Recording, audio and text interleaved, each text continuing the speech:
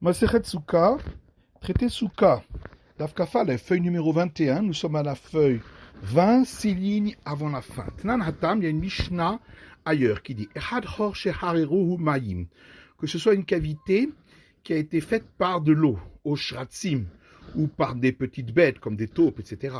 Au Sheachlato Malahat, ou qui a été rongée par le sel.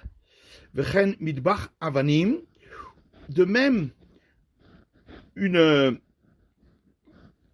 un tas de pierres dans lequel il y a une cavité qui s'est faite,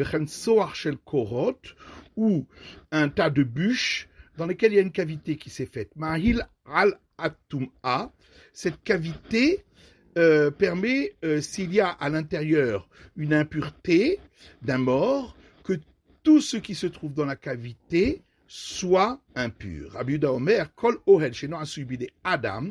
Rabbi Yehuda dit, toute cavité qui n'a pas été faite par la main d'un homme et intentionnellement pour cela, et no ohel, n'est pas considérée comme une cavité pour transmettre l'impureté. Maïtama de Rabbi Yehuda. Quelle est la raison de Rabbi Yehuda? Yalif ohel ohel mimishkan. Il apprend par similitude de termes. C'est marqué ici le terme de tente, comme c'est écrit aussi pour le tabernacle. Il est écrit ici Zot HaTorah Adam ki amud be'ohel. Voici la règle pour un homme qui meurt dans une tente. Urtiv Atam, il est écrit là-bas pour le tabernacle, Vaifros et à Ohel, et il a étendu les tentures qui forment la tente à la Mishkan sur celles qui forment le tabernacle. Male halan bide Adam, de la même manière que là-bas, ça a été étendu par un homme. Afkan bide Adam, ici aussi, ça doit être fait par un homme. Les Rabbanan et les sages, Ohel Ohel Riba, disent qu'étant donné que, concernant les règles de l'impureté, la Torah répète à plusieurs reprises ce terme de tente, c'est pour inclure également ce type de cavité. Et ça va, Rabbi Yehuda, Kol ohel sheno subi adam eno ohel. Est-ce que vraiment Rabbi Yehuda pense que toute cavité qui n'a pas été créée par un homme n'est pas une cavité? Urminehu. Alors on objecte à partir d'un enseignement qui dit Hatzerot hayu benuyot birushalayim. Des cours étaient construites dans Jérusalem, al gabe hasela, sur le rocher, vetartehem halal, et sous cela il y avait un espace, mipne kever hatehom, pour empêcher, s'il y a une impureté qui provient d'un homme qui aurait été enterré par en dessous, qu'elle puisse arriver jusqu'à ses cours, puisqu'il y a donc un espace recouvert par-dessus.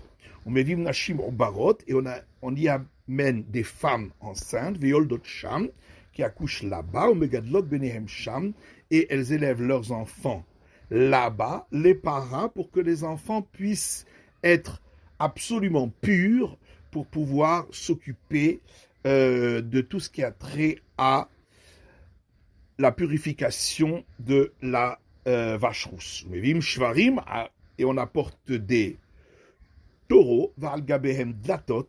Sur ceci, on pose des portes. Vetinokot yoshvim al gabehen, et ces petits-enfants s'assoient dessus. Vekosot shel even beyadehem, ils ont des coupes en pierre dans leurs mains, parce que la pierre ne reçoit pas l'impureté.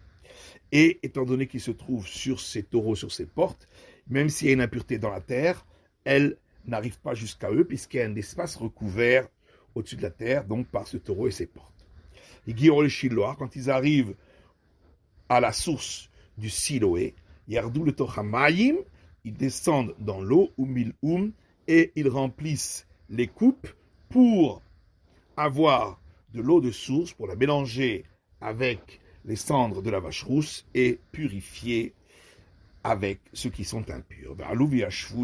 Et donc ils remontent de l'eau et s'assoient à nouveau sur ces portes qui sont sur ces taureaux. Rabbi Yossi Omer, Mimkomo aya meshalshel ou memale mipne kever hatehom. D'après Rabbi Yossi, il restait sur place et il faisait descendre la coupe avec une corde dans l'eau pour ne pas qu'il puisse devenir impur lorsqu'il marcherait sur la terre s'il y avait quelqu'un qui était enterré en dessous.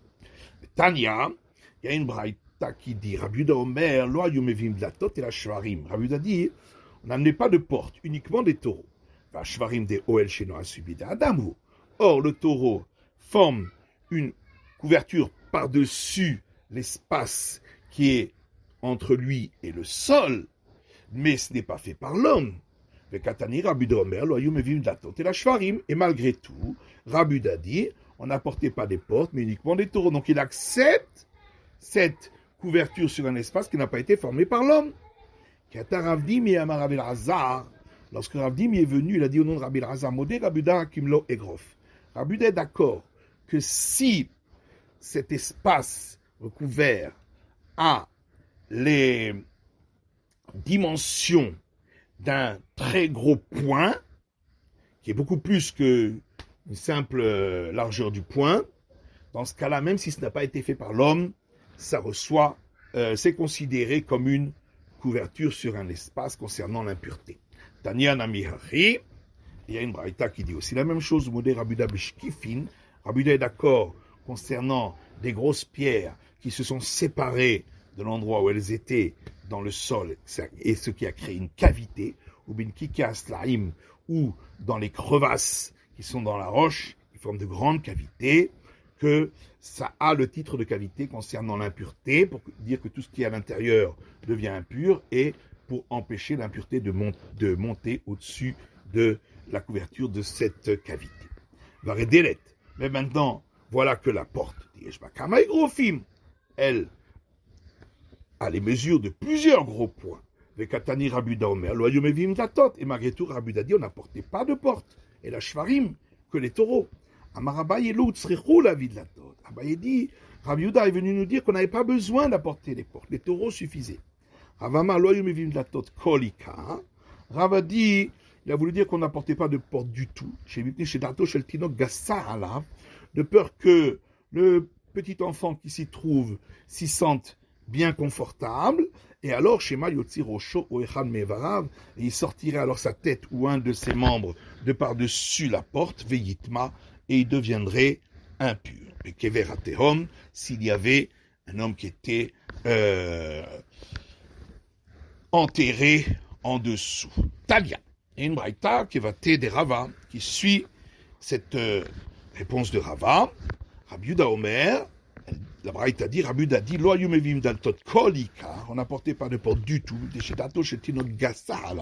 parce que alors l'enfant se sentirait bien dessus, chez Mayotzi Rosho Oechan Mevara Veitma Bekeveraterom, et alors il risquerait de sortir sa tête ou un de ses membres et de devenir impur au cas où il y aurait quelqu'un enfoui dans la terre. Un corps d'un mort enfoui dans la terre. Et là, Mevim Shvarim, Amitzrim, on a amené des taureaux égyptiens,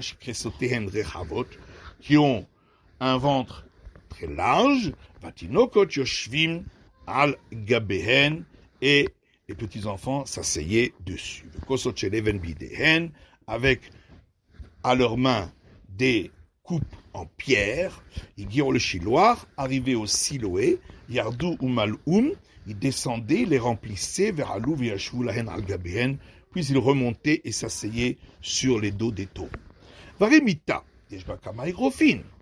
Dans la Gemara demande, un lit, il a des mesures qui font plusieurs gros points. Et malgré tout, Rabbi Yehuda dit, nous avions l'habitude de dormir sous le lit devant les sages. Alors pourquoi d'après Rabbi Yehuda ça s'appellerait pas quelque chose qui couvre un espace et donc un écran entre la personne qui est en dessous et le chaume de la soukha? C'est différent le lit parce que il n'est pas fait pour couvrir l'espace qui est en dessous, mais il est fait pour celui qui se met par-dessus.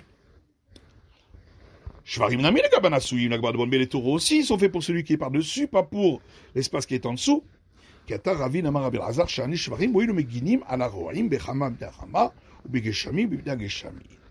Alors, lorsque Ravine est venu, il a dit au nom de Rabbi Elazar, les taureaux c'est différent parce que ils protègent les bergers qui se placent en dessous du taureau lorsqu'il y a du soleil pour se protéger du soleil, ou lorsqu'il y a des pluies pour se protéger des pluies. Mais alors à ce moment-là, le lit aussi, il protège les chaussures en cuir mou ou en cuir dur qu'on place chez Tarteha sous le lit. Et là, Rava, alors Rava donne une autre réponse. Il dit les taureaux c'est différent. Ils protègent par le dos, leur dos, les viscères, les entrailles. Et ainsi, c'est une protection pour ce qui est en dessous. Comme il est écrit un verset dans Job, par la peau et la chair, tu me revais, et avec les os et les nerfs, tu m'abrites. Si tu veux, je peux donner encore une autre réponse. Rabuda, ici, c'est différent. Il suit son opinion, puisqu'il a dit que la souka doit être une habitation fixe. Et donc, le lit est une habitation temporaire, puisqu'on enlève dans la journée, alors que la souka, elle, est une protection fixe. La protection temporaire ne peut pas annuler la protection fixe, c'est pourquoi elle est toujours considérée comme étant sous la souka. Rabbi Shimon Damanami souka dirat keva barinan. Et pourtant Rabbi Shimon aussi tient de cette opinion que la souka doit être une habitation fixe. Or nous voyons dans notre Mishnah que selon lui, le lit qui est une habitation temporaire annule cette habitation fixe puisqu'il est interdit de se mettre sous le lit alors justement, c'est ça la discussion. C'est que l'un, c'est-à-dire Rabbi Shimon, pense qu'une habitation temporaire annule l'habitation fixe, et pourquoi c'est comme s'il n'était pas dans la souka. Umar Savar, et l'autre pense,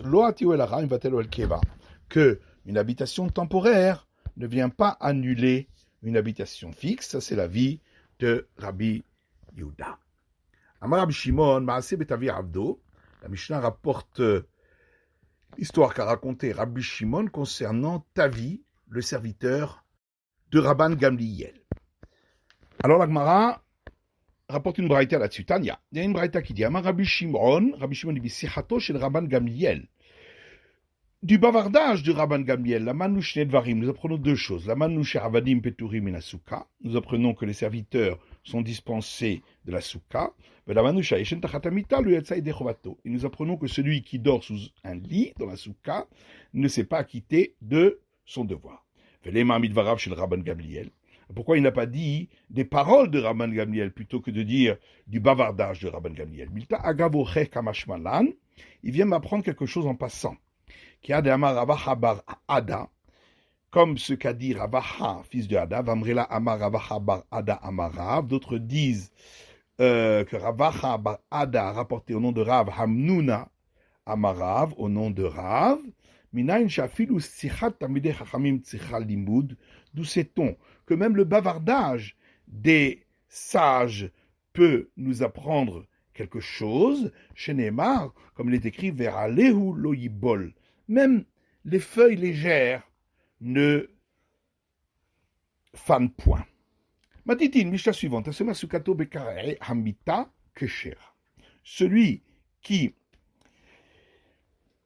appuie sa souka, donc fait tenir sa souka, donc le chaume qui est sur la souka, Bekareamita, aux montants verticaux du lit, donc les pieds du lit qui montent vers le haut, par-dessus le lit, Kshera, la souka est valable. Rabuda Omer, Imena Yichol Alamod Bifnei Atzmah Pesula.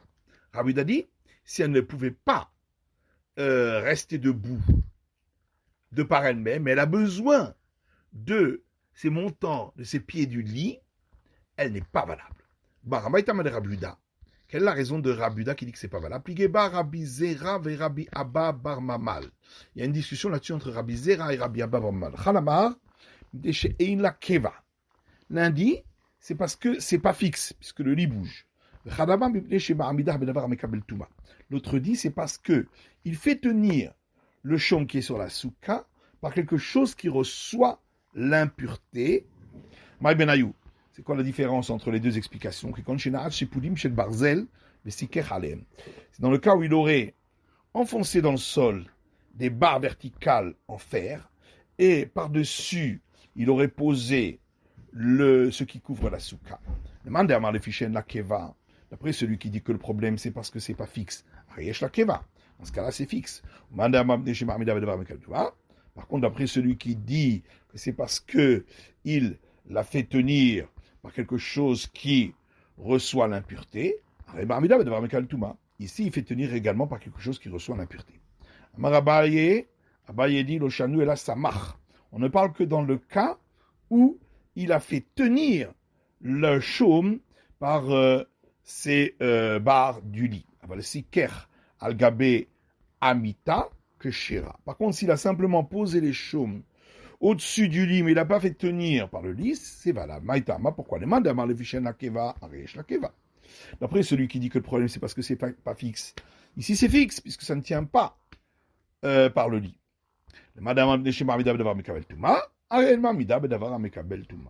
Et d'après celui qui dit que le problème c'est parce que il fait tenir par quelque chose qui reçoit l'impureté, ici il ne fait pas tenir par quelque chose qui reçoit l'impureté. C'est la fin de l'étude du Daf Kafalef.